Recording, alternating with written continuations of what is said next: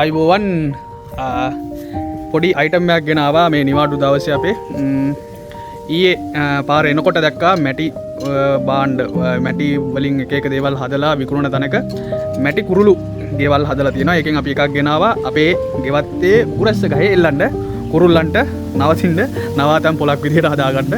කොහොමත් උරස්ස ගෙඩි හැදිලා ඒවා කන්න කුරුල්ල වෙනවා. ඒ නිසා මට නිකන් හිතුණා කුරුළු කූඩුවකුත් ගෙනල්ලා එල්ලලා බලන්න.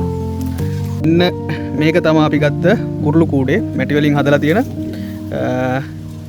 මේකේ උඩට මේ මෙතන උඩ හිලක් තියෙනවා. ඒකේ කම්බියක් දාලා බැඳගෙන තමයි ගහේ එල්ලන්න ඕනේ.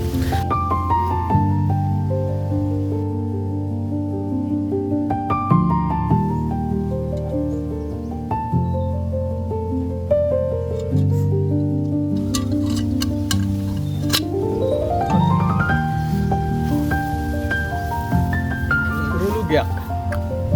මේ කොතනද එල්ලන්නේ මේක?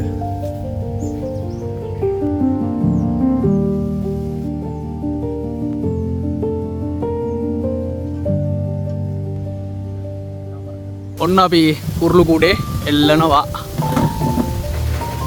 අපි මල්ලි තමයි ගහවට නැග්ගේ. චූඩයි නවත්තන්න.